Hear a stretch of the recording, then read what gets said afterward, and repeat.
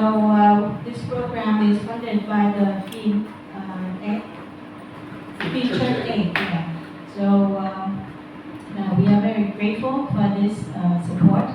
And today we have very special speakers who will tell the stories, and so we can learn from them.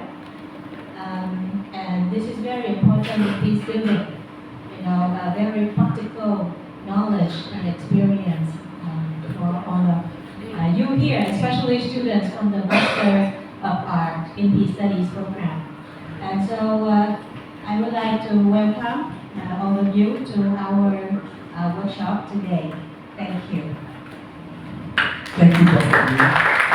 So we're now on our second of a series of Thin Church Aid, content on storytelling. The first one being Women of Faith, and the second one today is LGBTQIA plus storytelling.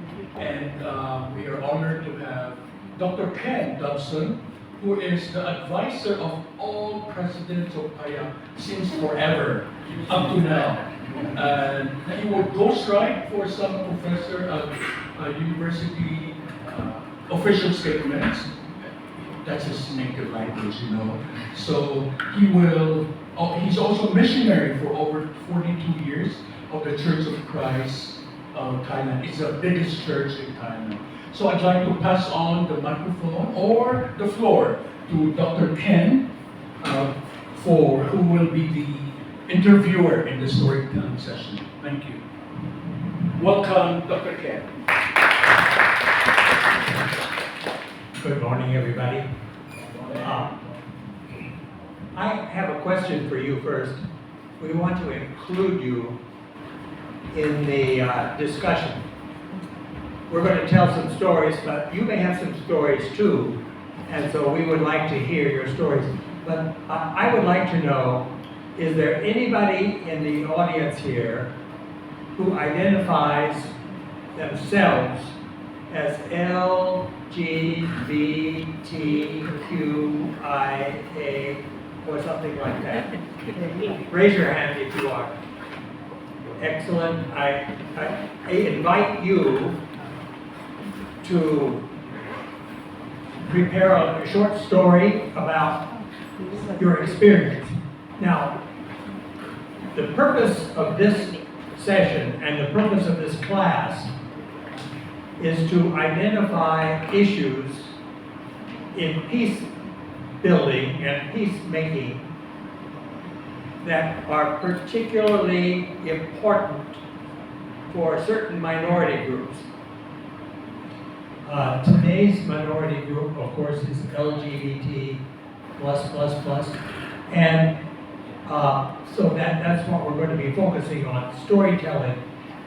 The only way to correctly build an agenda for peacemaking is to collect stories that are authentic. We've got an era now which makes it very difficult to separate propaganda from authentic stories, from made-up stories, and lies, and divisive story. I mean, storytelling is very, very difficult, but if you listen to enough stories, you will know. I have once counted the people I can name by name who are mostly gay or Gatuli in Thai society are more than 200 people. Some of them are close friends, some of them are quite close neighbors. I'm married to one, but it's difficult to know where they fit because no label applies to more than one person at a time. Now we have to use vocabulary because it's the only way we can communicate in a group like this. If we were painters, we have another language. If we were dancers, we have another language. But we're stuck with language. And so we have to pick these words and assume that they mean more or less what they say. So, I have a question for you. Just a minute. I need some help here. I don't think it will extend far. Well, we're going to have to move.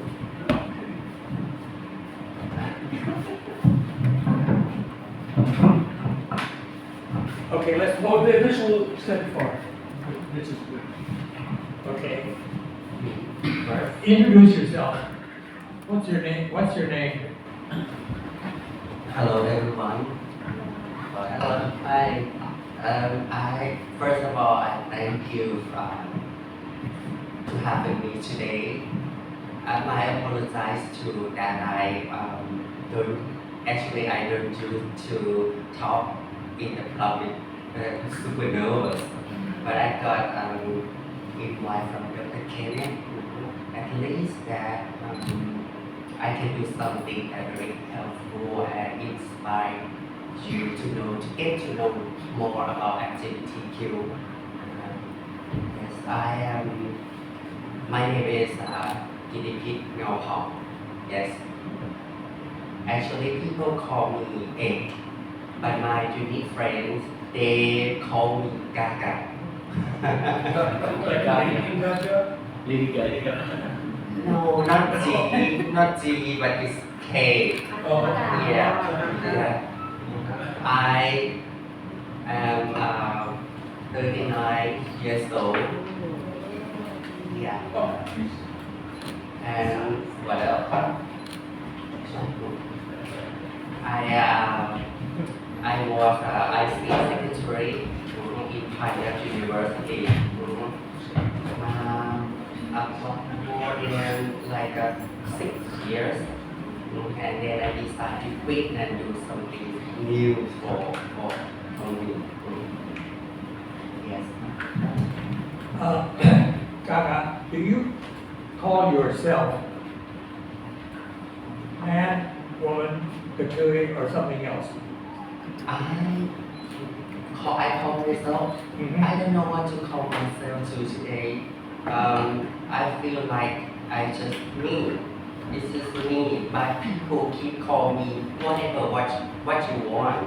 Then they can call me and ask like, are you gay? Are you gay? Are you good or whatever? I don't care. Just okay. Just be kind to each other. That's all. About 30 years ago, I did a very lengthy study of about 100 LGBT people. And what I discovered was the most important factor for Thai people is ambiguity.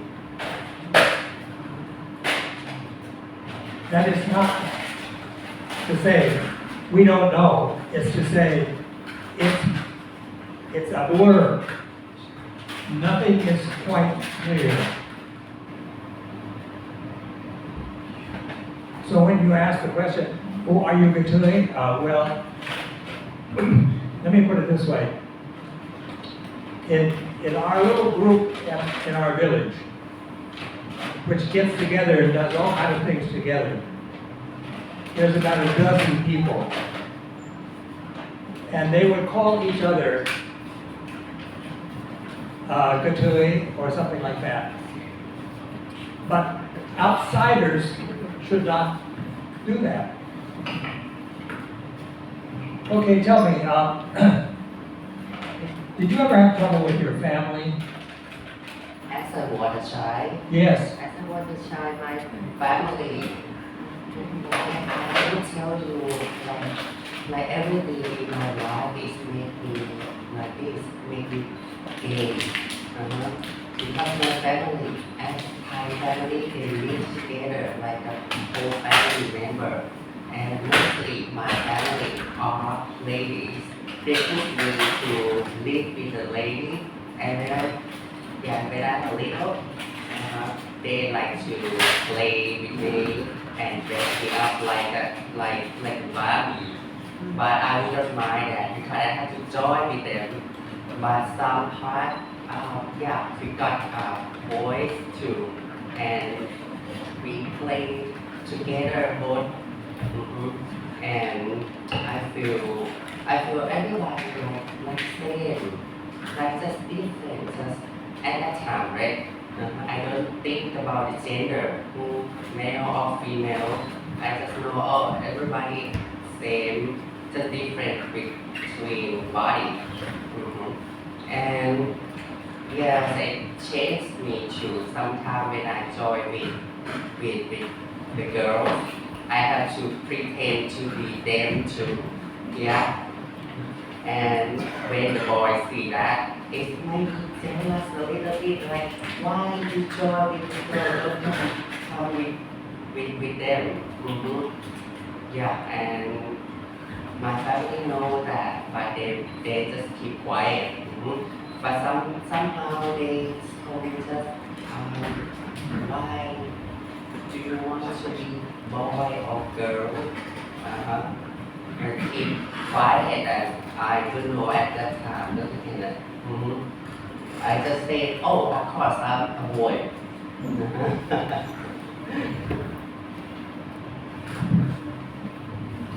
I tried to invite a trans person to come.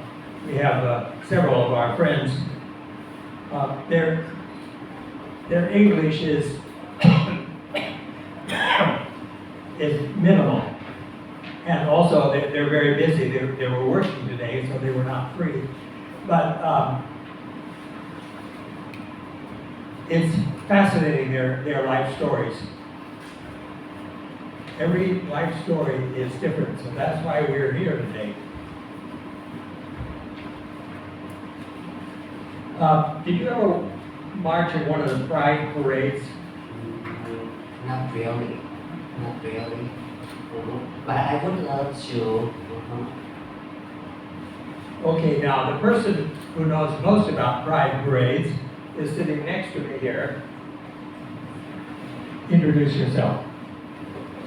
Thank you, Ajahn. Good morning, everyone. Let me introduce myself. My name is Pongthorn Chanleung, and you can call me Top. I work as the National Committee on Promotions, Gender Equality. And another position, I work as the National Commissioner of the Marriage Equality Bill. And right now, I also work as the president of the Link Foundation and vice chairperson on Soti Foundation. For my experiences on LGBT movement, almost 30 years. So I think right now that I can say, if we relates back to previous times, in Thai society, maybe it is necessary to identify who you are. But nowadays, it's quite controversial about the issue of gender identity. You know, I think right now, some of the people, they don't like to identify themselves, who you are, especially beyond gender. Like me, in the former time, I identify myself as a gay in Thai's context. But right now, I think I try to define myself as a queer. But again and again, it doesn't necessary to identify. Just introduce myself, I am Pongthorn. Like a male and female, never identify themselves as a male or female. Why we focus on LGBTIQ? Does someone raise up your hand? I am a LGBTIQ. It is necessary in the current times. Actually, all of us are the human beings. We can deal with them as humans. As a human. If you deal with them as a human, maybe you understand more. Because, why I say that? Because gender is so fluidity. It can change many, many times. Like I mentioned earlier, in the beginning I mentioned boy or gay or gay, or right now it's already changed. But right now, I don't want to identify the things. Just me. Just me. But you know, right now, in the world, a loss of identity, a million of identity. But yeah, in the one angle, it's necessary to understand about the gender. But the thing I think is more than gender is humanity.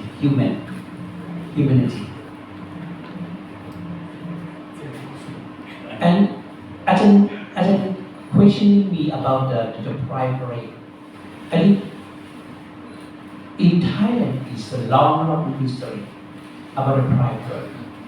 You know, in the ASEAN country, Thailand, I think Thailand is the one of the countries that they have a lot of movement by Pride Parade.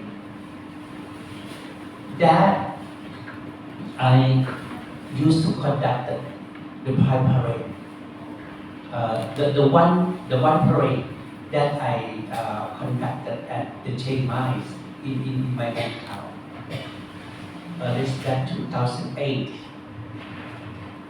It became to be the talk of the town that our parade was attacked by the racial group, politics movement, political group. You know, in Thailand, you know, they have the conflict about the rape and Jewish church. On that time, we tried to conduct the Pride Parade in Chiang Mai in 2008. I use the term of parade, Chiang Mai Gay Parade. Most of the people unhappy and uncomfortable for use the term of gay. They say the gay man is the bad people. Gay is the bad things. You shouldn't walk on the public street. If you would like to parade into the narrow soil, into the narrow street. But on this time, it is a politics issue. Most of the rape try to condemn us, like oppose us. They are the rape, we are zero. On that time is for the government is government of Chuan Lee Pai. Chuan Lee Pai is the Prime Minister. Most of the Thai people know the Chuan identity. I would call him like a Saw Chuan.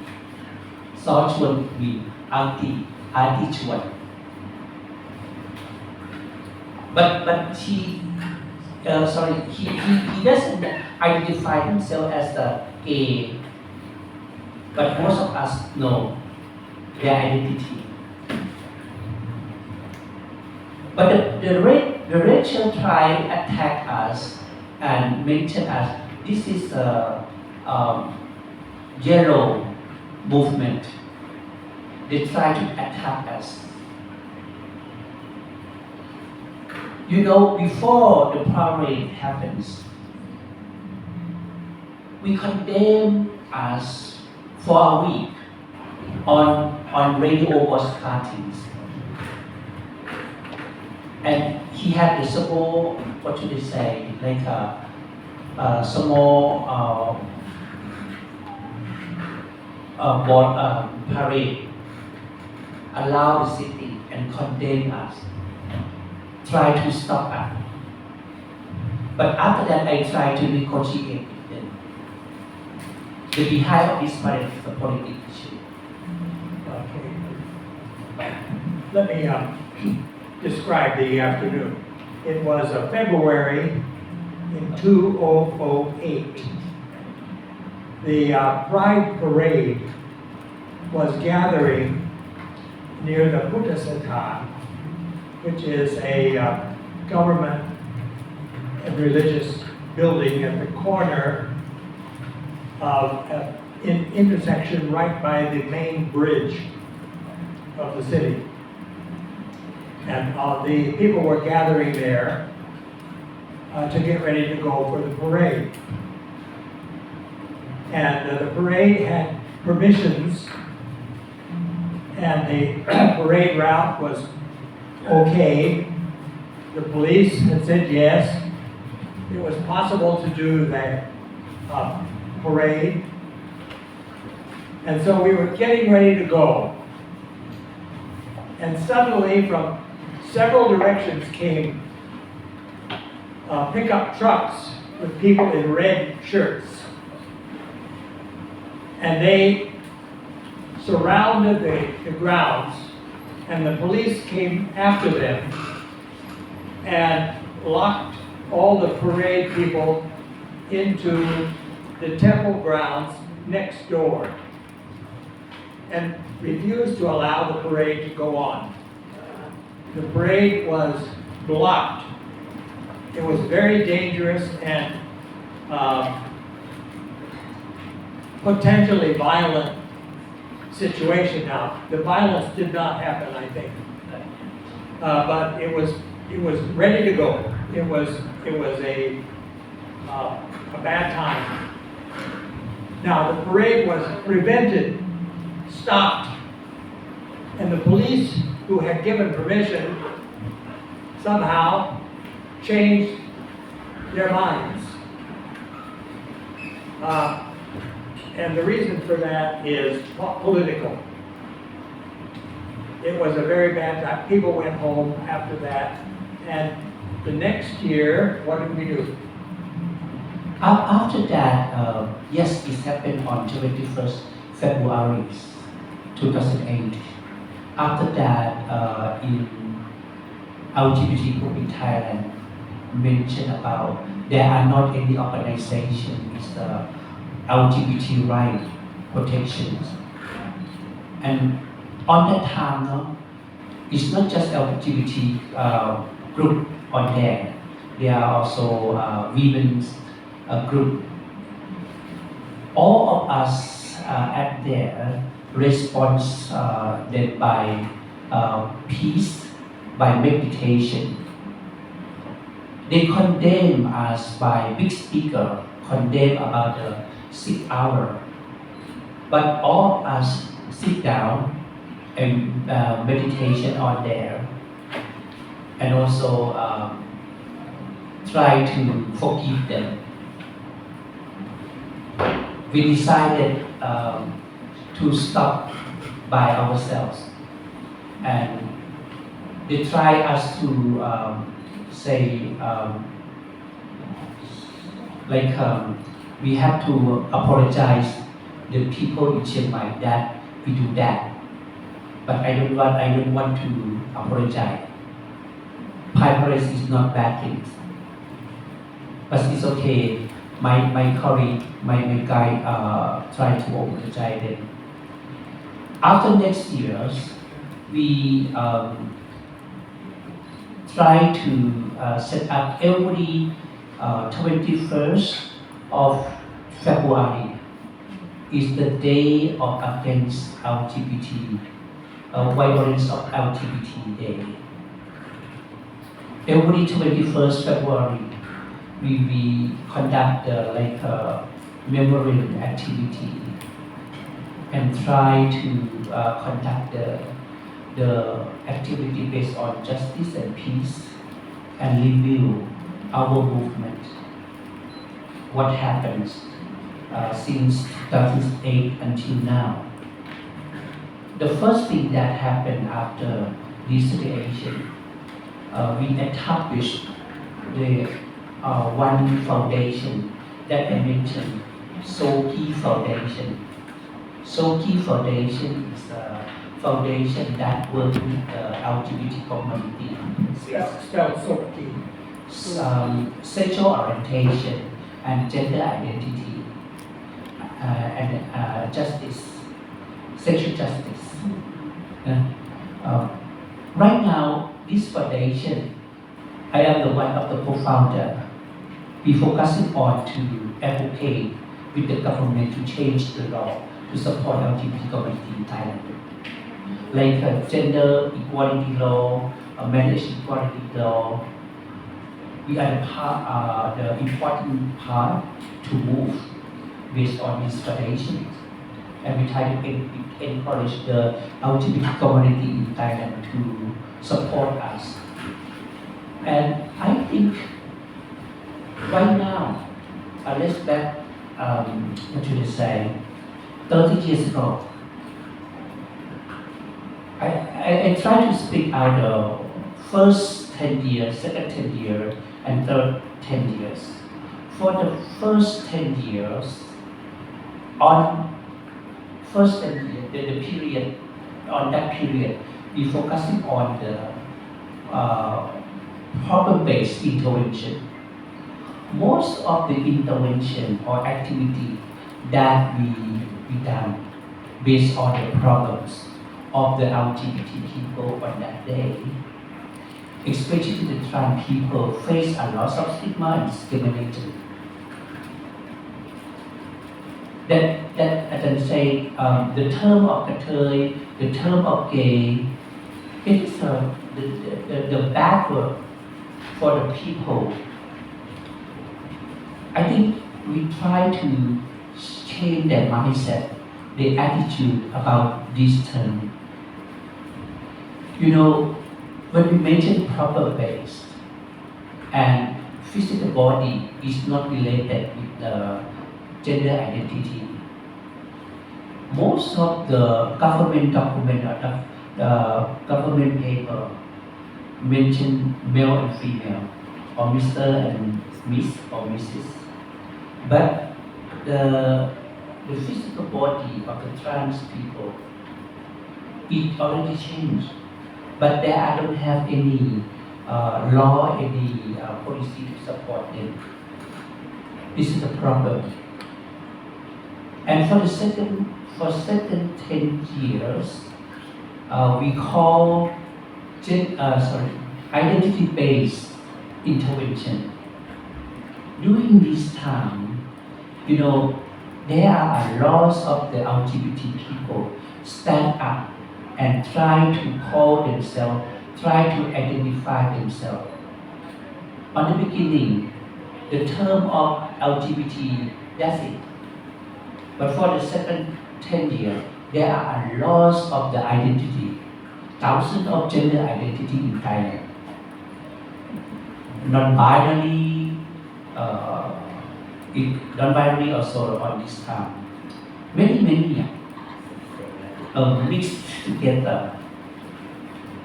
That I say why we cannot mention gender identity only. It should be understood based on human. But for the nowadays, for the current time, it is third 10 years. We call structure-based intervention. For during this time, we try to advocate the policy to the government. We try to change the law, like marriage equality, like a gender equality. And but right now, we try to drafting the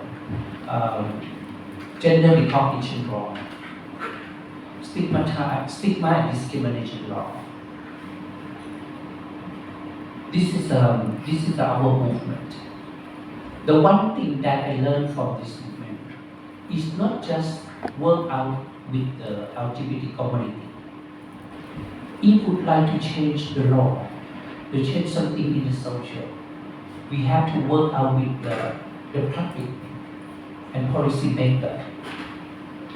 Especially we work more and more with policy worker.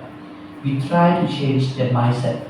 We change to my attitude about the LGBT people. Especially the current government, they really supporting our community.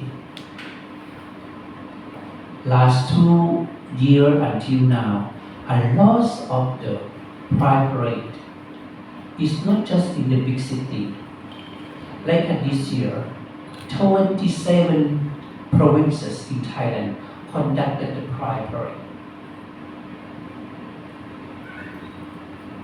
They are supported by the government identity. And last year, 31 provinces to conduct it. Especially, the one thing that I noticed, when we conduct the parade, it's not just the LGBT people to join. A lot of the people, elderly, young people, women people, youth, community, a lot. All of them, all of us can be proud ourselves. It's not just LGBT people. Pride Parade is became to be the significant activity in the June Pride Month. It's not just our what should I say? Some provinces have the month to join, like a faith community to join in the Pride Parade. It's not just pride, it's not just walk or parade. There are lots of activities like seminars, workshop, training, films, like that. And you know, like Chiang Mai, this year we conduct 2 times for Pride Parade. First time it conducted by the LGBT people, collaborate with the Chiang Mai government, local government to conduct. And another ones that I conduct, collaborate with the university, Metro University. Metro is one of the university is have the strong masculinity. So I try to break down this idea. Most of people say it is difficult to encourage them to join because Metro is so more powerful, male power. But you know, they can do, we can do. Banjo University has a cowboy culture.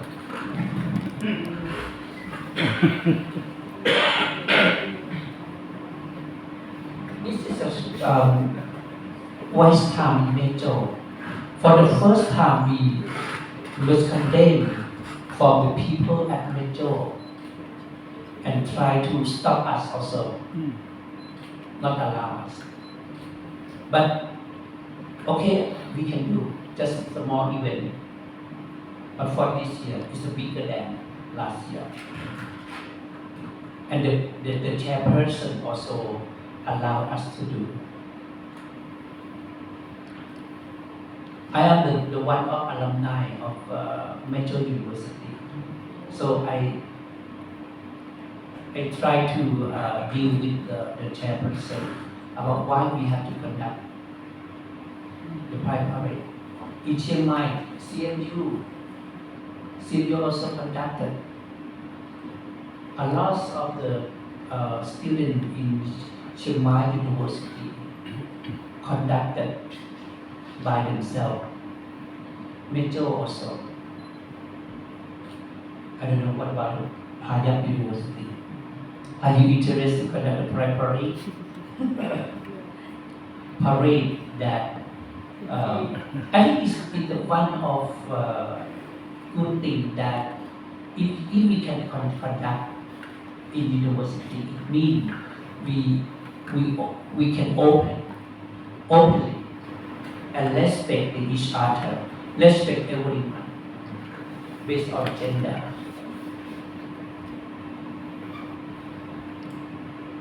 I would like to inform you that Dr.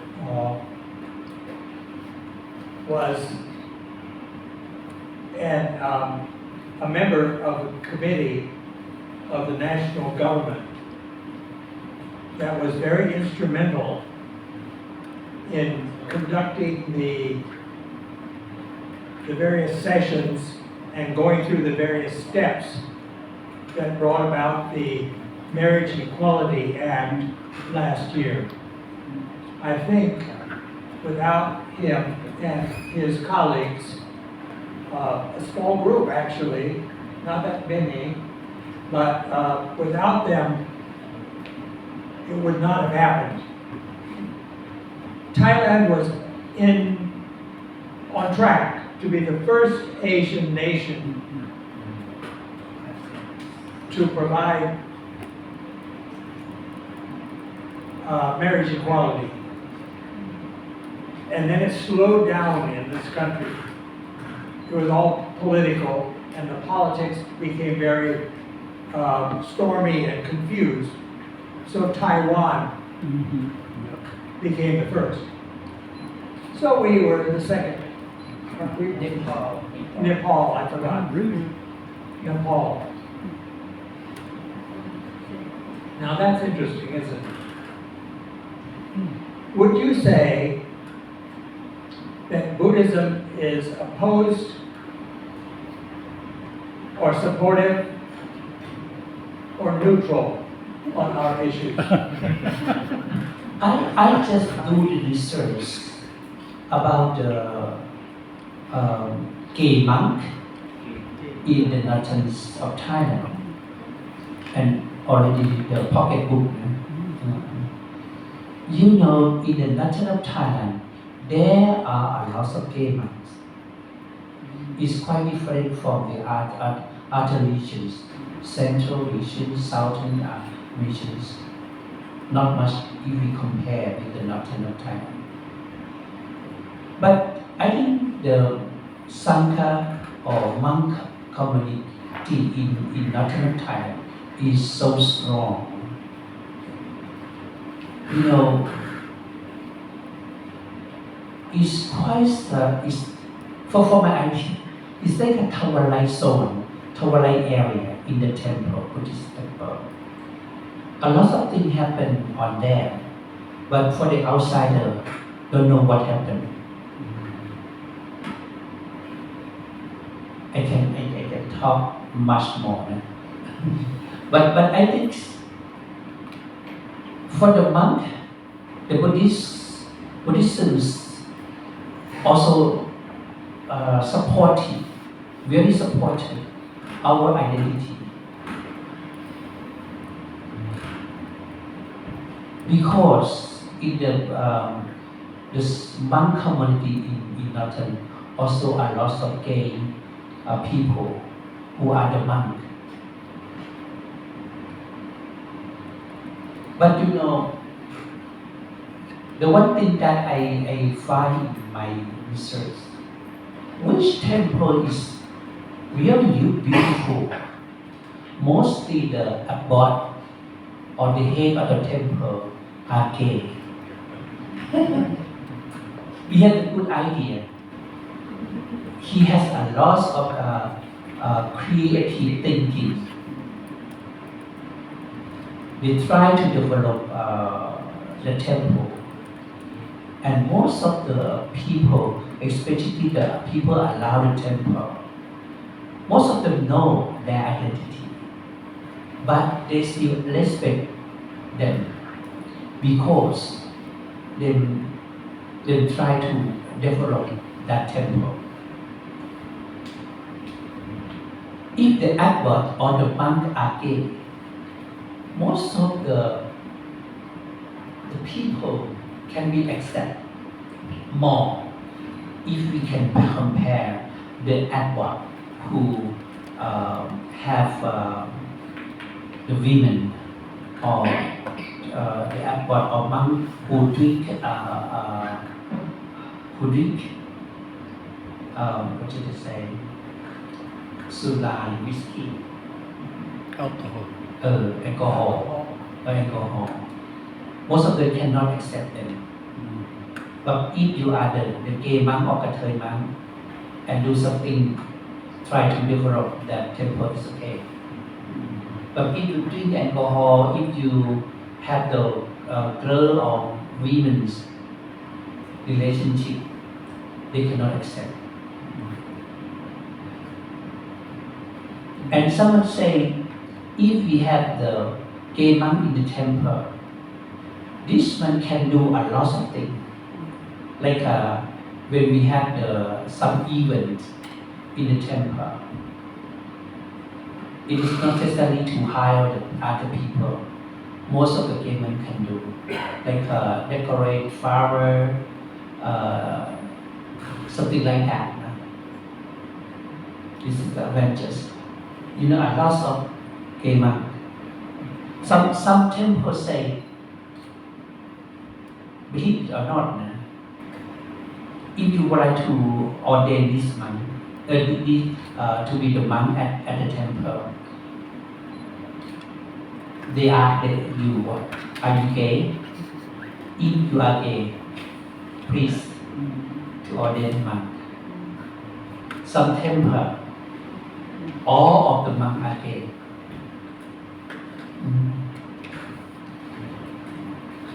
I don't know what happened. On the other hand, none of the monks will say, I am gay. But also, they are gay, but they also enlightenment. They practice meditations, practice more and more. They can enlightenment also. It's not based on the gender or the physical body. So the one thing that I have one thing that I would like to share. Most of the outsider, mostly they would like to say, Thailand is a gay paradise. Thailand is a gay paradise. Do you agree? Yes. Why you agree? For freedom. For freedom. Anything else? And if you would like, if you disagree, you can share. Agree or disagree? Why you agree? Freedoms? To say the least, much better than hip-hop.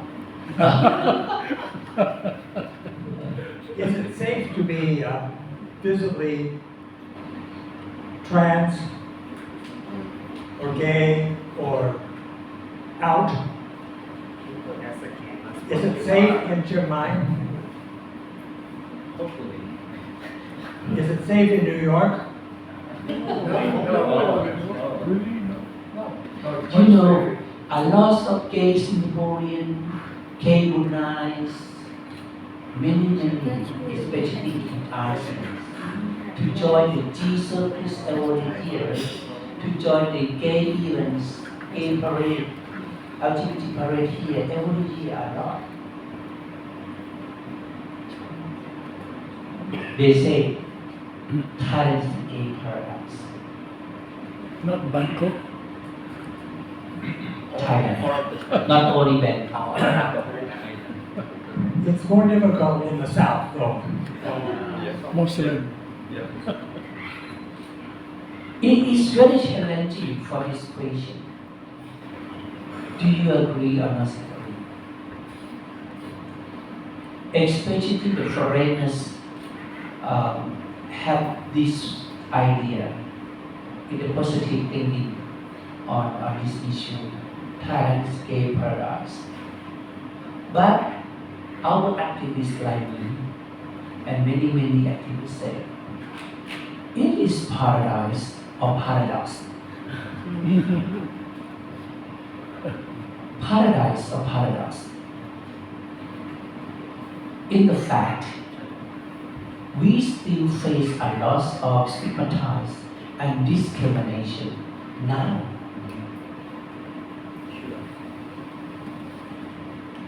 We have the marriage equality right, we have the gender equality rights. It's not mean all of us respect us. No. We still fight a lot of things.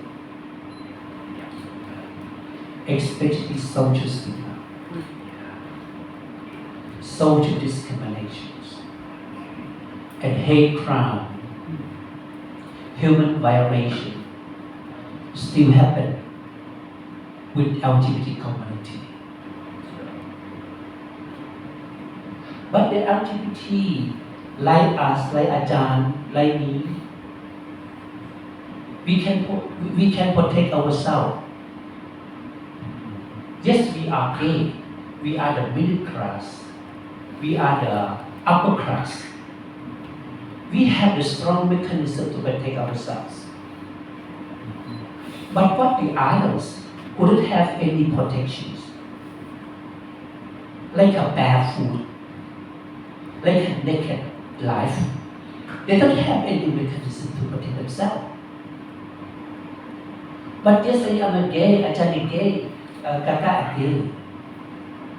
But maybe they don't face any stigma, they don't face discrimination if we compare the gay who are lower class, less educations,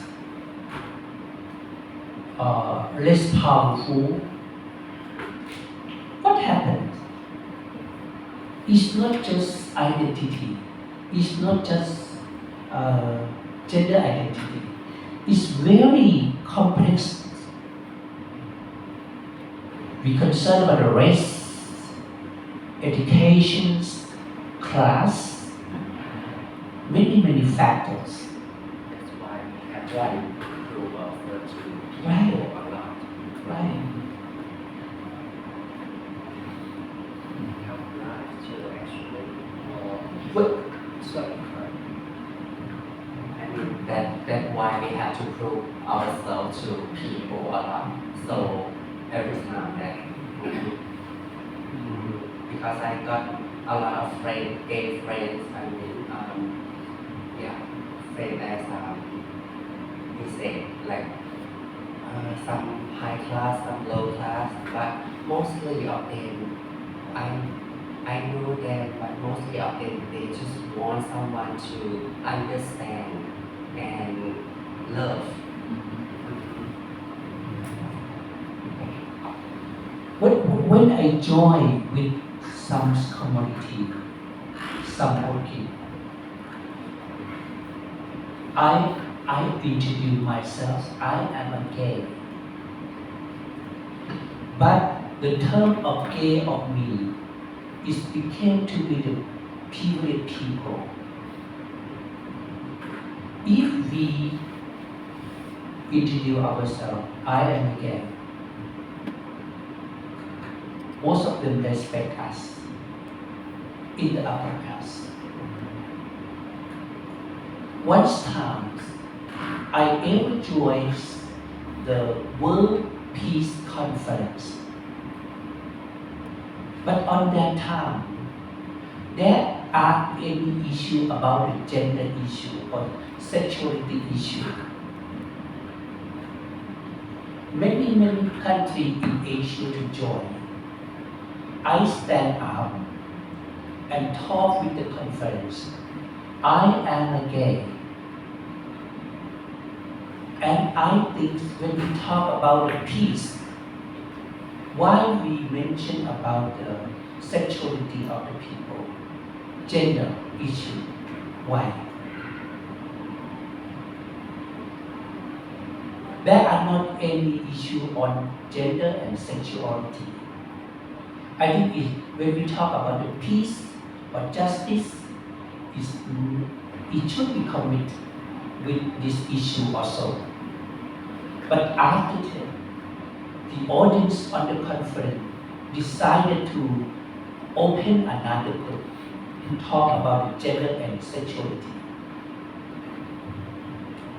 After that, when we joined the World Peace Conference, gender and sexuality became to be the part section on the conference. Why we raise this issue?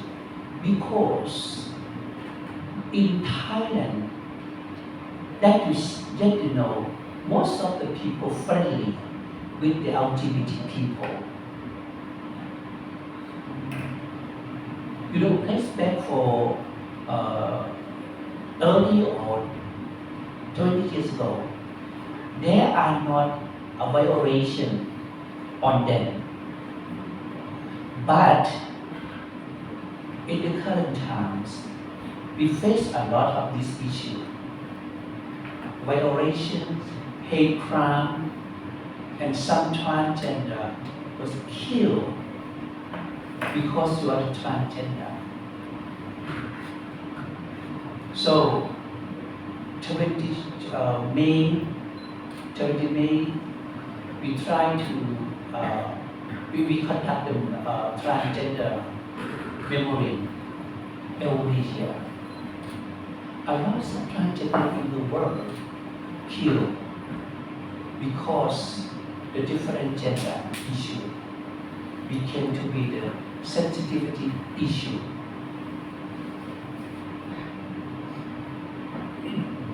Do we have any statistics in Thailand about the number of murders or suicides that are directly related? It is not any official statistics murder, but I think we try to collect from the newspaper a few years, I think maybe over 10 cases, who especially the case on hate crime. And then you can take from the Google the number or the case. But right now it is very interesting. We have to correct the number who face the hate crime or violations based on gender. But right now they don't have. I think the most dangerous time, the most dangerous time in the life of the young boys and girls in this country is at the age of about 15 to 20. That's the period of time when a suicide is more likely than any other time in life, until a great amount of disease will cause a person to think, oh, I have to end this life. You have to go ahead.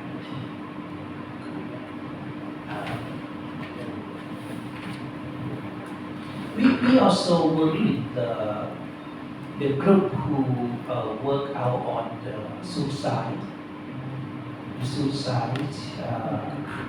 in the young people. When I mention young people, it's not just LGBT people, all of them. The number of the young LGBT who depressed and stressed, they have the trend to be suicide more and more. Right now, the one hospital in Chiang Mai, Sonprum hospitals, they have the one course to mention about how to protect the suicide. in the young community. That I just mentioned, 15 until 20 or 24 is the rank of the age that have possibility to suicide. The one factor, family is not the good mechanism, what should I say. I have the number about the stigmatized discriminations on youth people. You know, most of them face this problem by family, by the people in school, right? Close people. I just talked with my sister last night about this big issue too, because her friend, she is a transgender and she fell in love with a man. Actually, she worked for like a street worker, and they just have something together, and she fell in love with that man. And you know, it shouldn't have to be got the feeling like that. And it's come along. They know each other for a while, and then when she got that feeling, and she get like mental illness, and she has to go to take the medicine from the hospital, and it's like getting worse and more worse. We don't know what to do to deal with it. Like actually, she has to move forward better. Child development in this country is a very interesting issue. Almost everything about personal development of children is up to the family, except sex education. Am I right? Right. It is difficult to speak on this issue in family. You know, Thailand fundamentals mostly is like a patriarchy society, male more powerful than female. If you are the boy and you would like, and your mental is a girl, it is a difficult. We don't have any curriculums about how to express our identity to our family, how to come out our gender identity to the others. You know, I have been in US. I had opportunity to join one activity with the student at the South Carolina University about the coming out day. There are a lot of activity on coming out day, but after I be back to Thailand, I try to conduct this activity with the Thai family. You know what happened after that? We have this small circle and took some parents, some family to join, and their child come out their identity in the circle about their identity. How fair. Their parents doesn't know before. He said, are you gay? Are you gay? What happens after finish the and back to home? Most of the people, the boy or girl who join with our activity face a lot of difficulties. The bad word from the family. They don't have any parents to support them, but condemn them and try to change them, their mind. After that, I stopped. I never do like this again because they don't have any mechanism to protect them after the activity finished. Mostly other young teenager High school? in school, secondary school like this. They know their identity, but they try to hide the family. Most of the family doesn't know their identity, but I think this is a good occasion to come out to them. But it became to be the bad things. You know, in the Western side, there are a lot of ways to come out of family. But in Thai society, do you come out of your family? Yes, I do. How to? I just like I came out with my family when I at 16. I'm not. Yeah.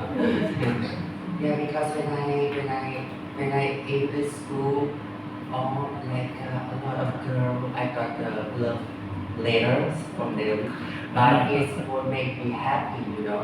Like I feel uncomfortable. Like what should I do? And I decided to tell my family, like okay, dad and mom and everyone come around. And I just say it straight to I'm gay. But they just see, yes.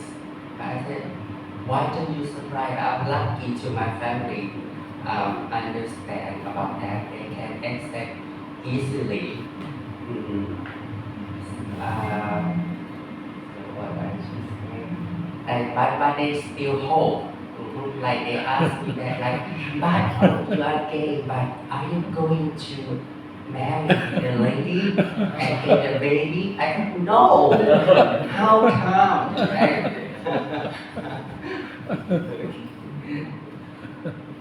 No, maybe.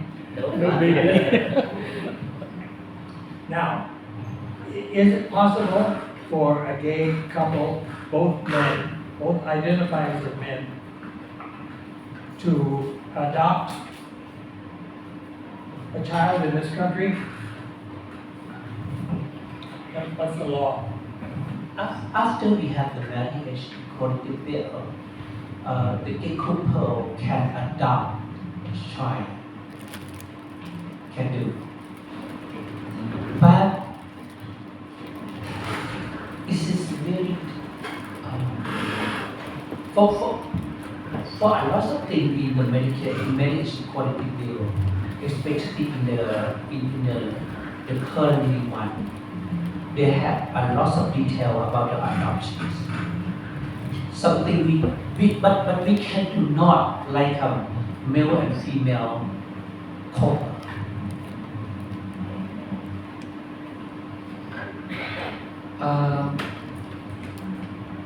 If you would like to have a baby or child, for the bill mentions male and female. They use the term in the bill, พ่อแม่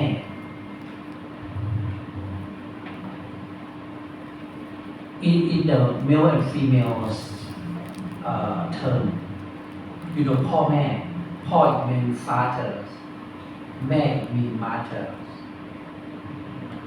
This bill use the term father and mother can be the child. We try to advocate the government to change this word.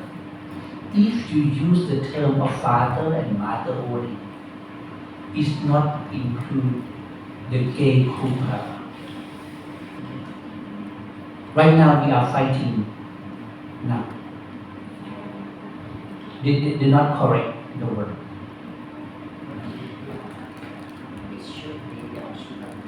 should be if we change the word thing.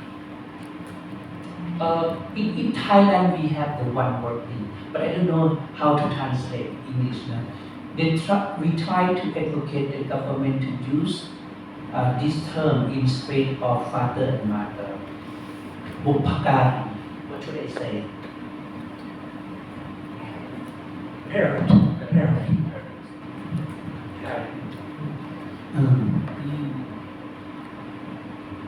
In terms of parents, it means male and female parent. Just a parent, parent is both. Okay.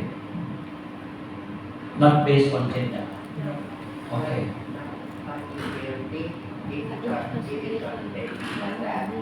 What should he or she call us both? Dad. I don't feel. In society we can do, but for the bill or in the law, they don't want to mention like this.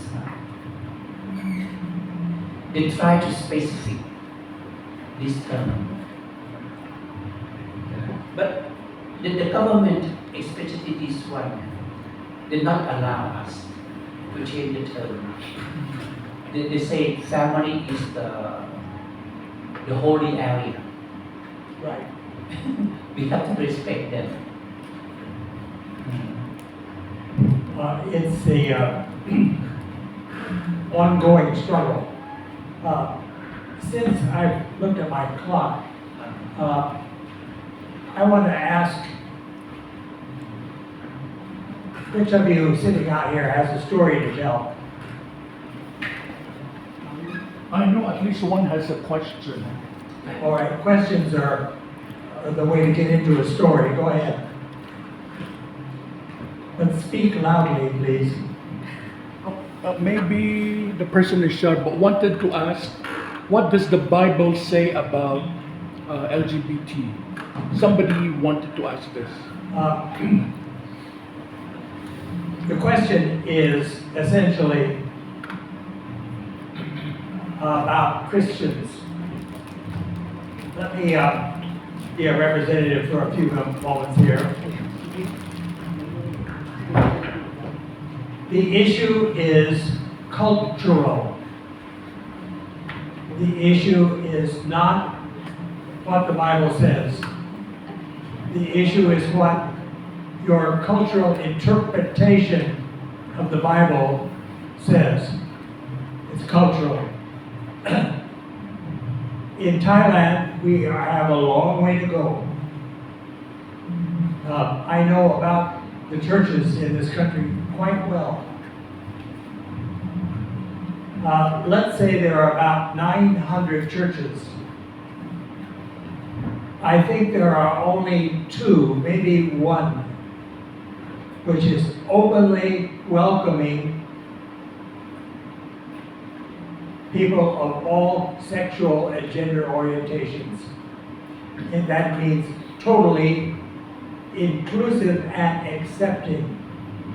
There's another step, that is to say, you value and appreciate and seek out the contributions of that minority group.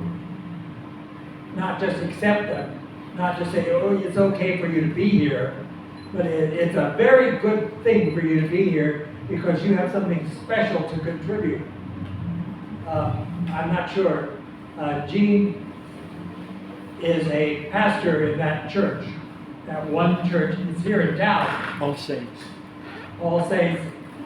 And it's not affiliated with any of the big denominations.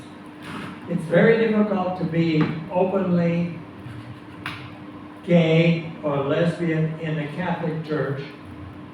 It's very difficult to be fully accepted in any of the Protestant churches. And in some, it's totally anathema. Now, I'm not going to answer what the Bible says because it just creates an argument. I can argue in favor of the biblical concept of inclusion acceptance and love. But if a Christian group thinks that they have an interpretation of the Bible which is absolutely correct, there's not much we can do to talk to them. I think the best thing is to change the subject. Now, how many of you are from the Philippines here? 0. In the room? Except me, 0.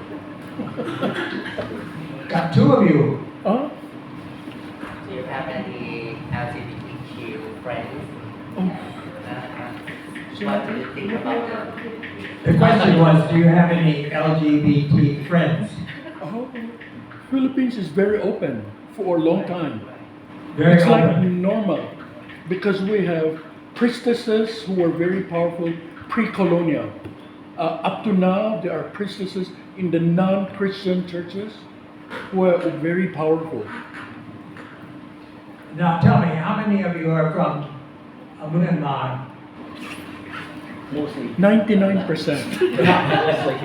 That's what I understand. Now, how many of you from Myanmar are Papayaw?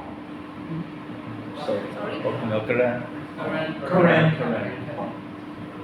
Yes. A few years ago, a Korean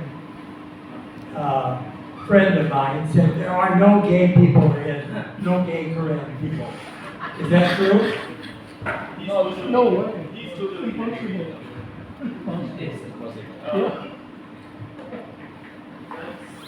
That's used to be said by those like local authorities to cover like or maybe like to what's the word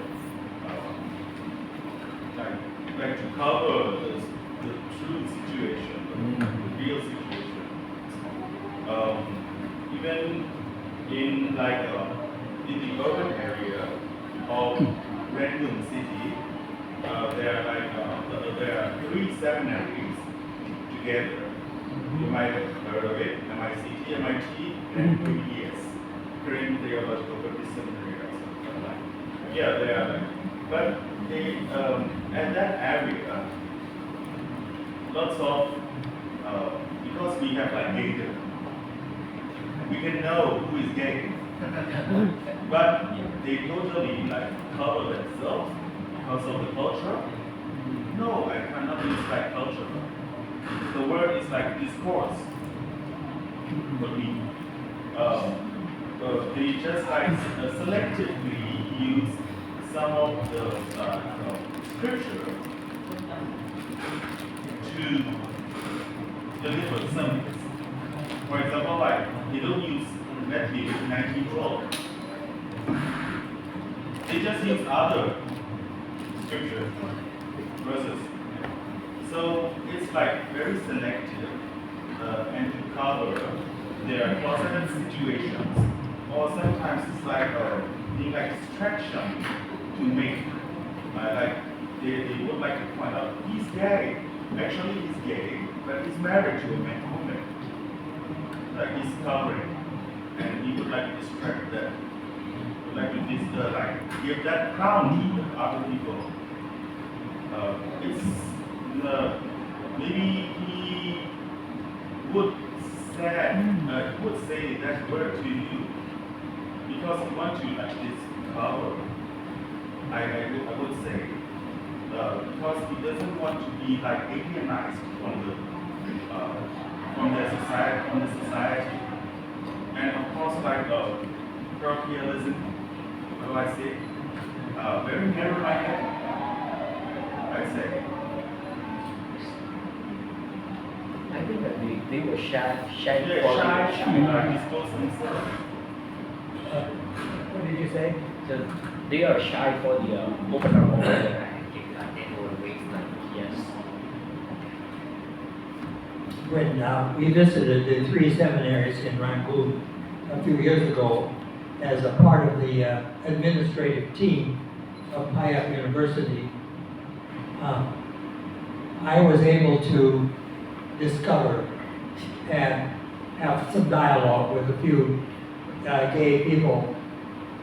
And they were all part of the don't ask, don't tell, just be quiet, and you can get by.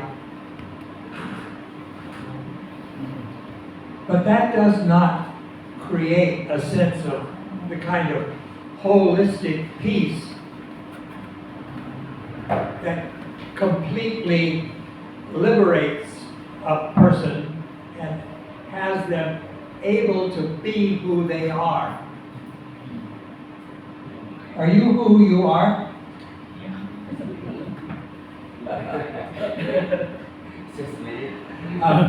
That's a difficult question, you know, because I have been at least 9 different people in my life, and it's I'm only 85 at the moment. You don't look 85. Well, I'm 85. Yeah. There are signs. Trust me. Okay, who else wants to say something?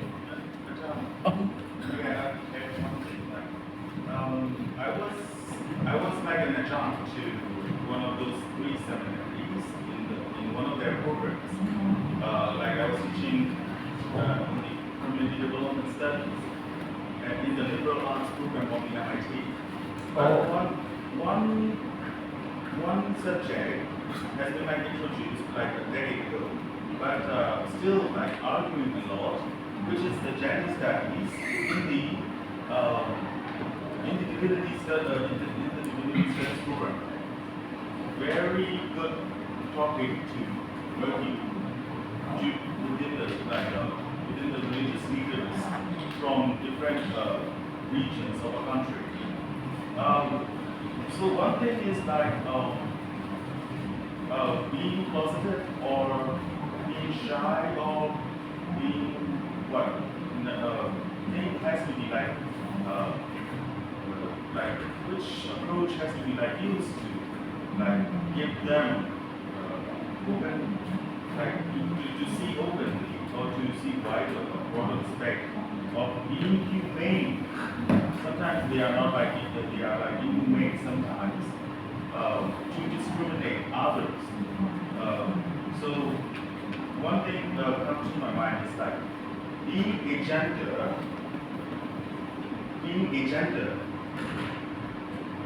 is like within the like the LGBTQI plus being a gender. So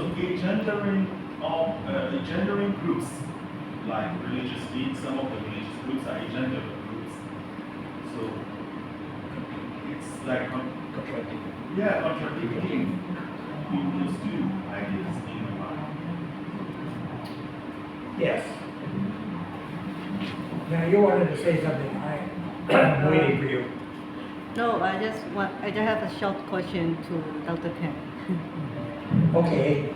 Is higher university actually LGBTQIA plus friendly? Say it again. My hearing is a little bad. This university is LGBT friendly. Oh, is Hayat University LGBT friendly? Is it a safe zone? Well, is it friendly first? Now, when I was active, I'm now mostly retired. The president has a whole new generation, in fact, running the university. But at one time, about 10 years ago, I was active in the administration. And that time I was on campus all the time. Every day, from morning to evening, I was here. And Hayat University had about 6,000 students, maybe 7. And it was the most LGBT-friendly university campus in town, according to the opinion of students. We had a lot. They gathered for lunch, and we we got to know each other. Now, I don't know what's happened, but the university has gotten smaller, and it's gotten more Chinese, and it's gotten more international, and you're all here, and somehow or other, the LGBT or openly gay people are a little bit less visible than they used to be. Is it still a safe place to work? Sure. You know, for me, I got opportunity from the Christian people who put me in here to work with.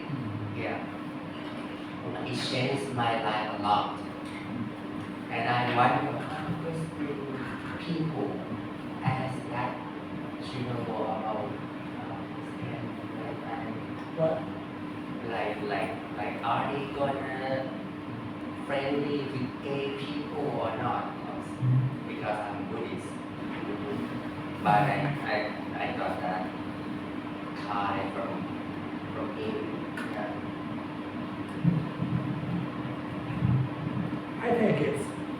I think it's still a safe place. Yes.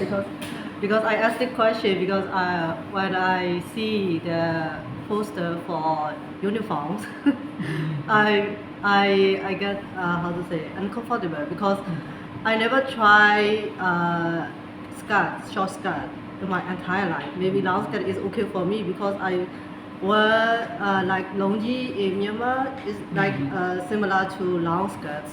So maybe long skirt is okay for me. But when I see the poster, what should I do if I have to wear like this? Maybe I have to ask my head department or something. So but I released because now in this master class we don't have to wear uniforms.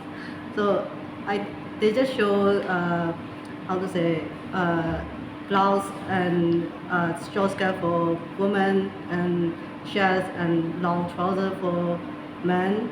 But for me, like how to say, I wear like a white, but I'm not fully transgender, but I wear like a white, but I don't want to wear like this short skirt. So first of all, how to say, I have a small problem, but I got released after knowing I don't need any uniform. The question was about uniforms. Payat University designates uniforms, and there are two distinct sex-based uniforms. Sex-oriented uniforms. The one for the men is long pants and so on, and the one for women is a skirt.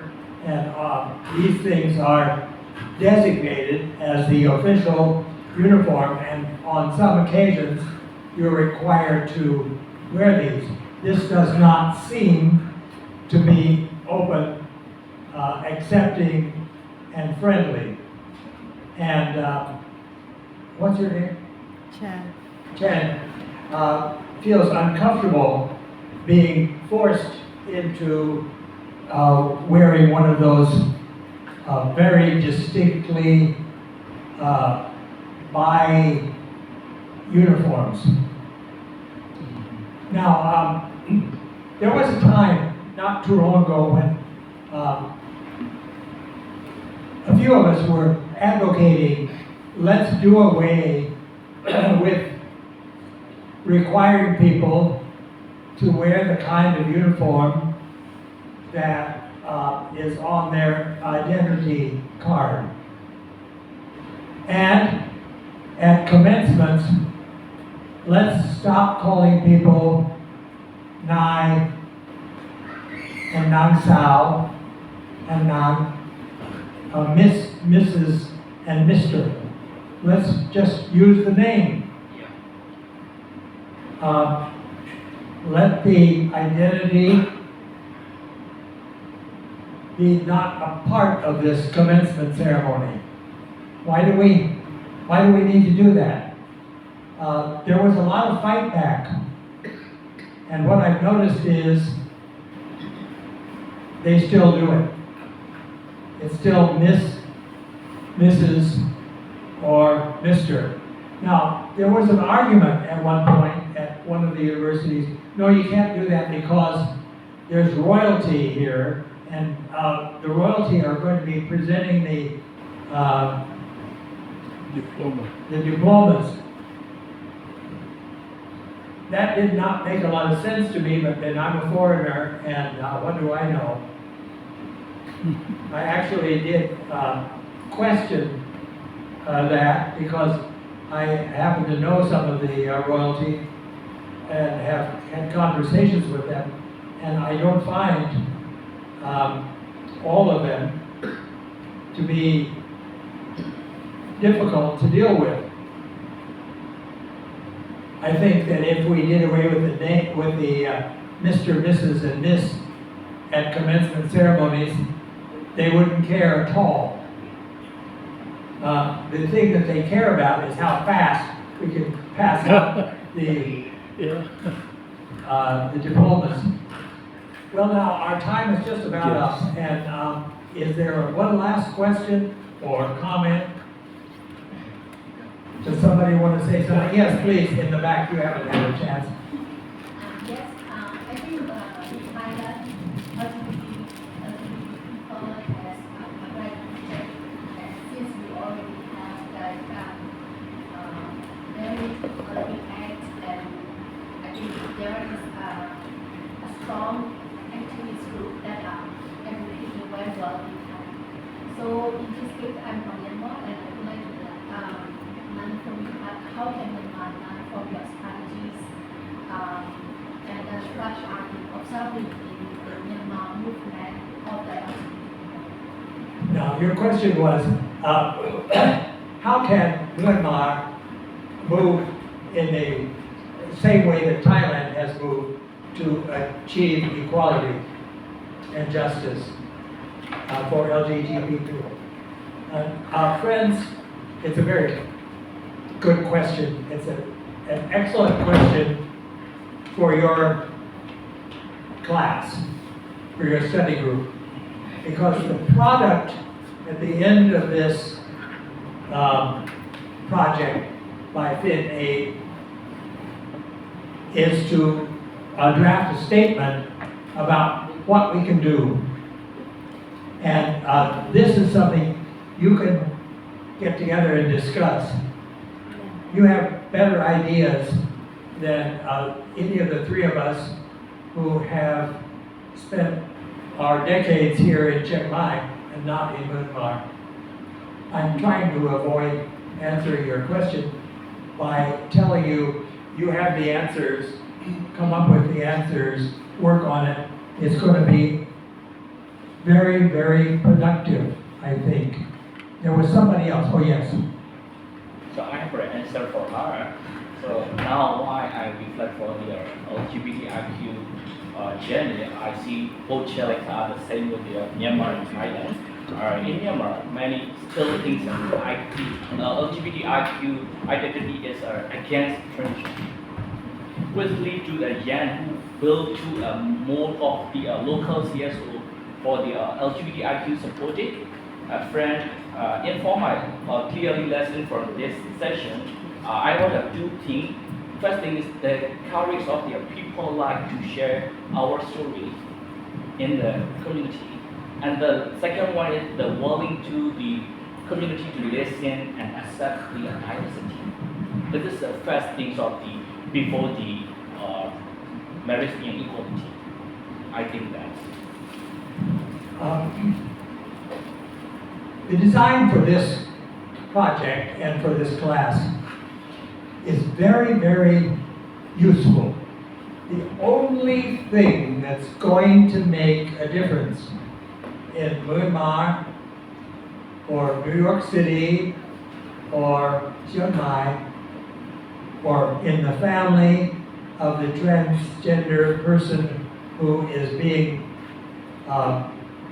bullied or obstructed from proceeding with their life The only thing is to get inside the story of the other person. Tell the stories. But there's a warning. A few years ago, there was a great movement on the part of gay people to insist you come out, tell your story, you must do it. But I want to say, in this country, it's up to you to decide when you're going to tell your story. You know the dangers. It may not work for you. I have a very good friend who's gay in a long-term relationship with his spouse, husband, and he refuses to admit that he's gay because he's teaching in one of the other big universities in town, and he says it would just inhibit his ability to perform in the administrative level that he has achieved if he's out and open and so on. It's up to you, you have to decide, but storytelling is the way to go. Okay, we have appreciated you being here.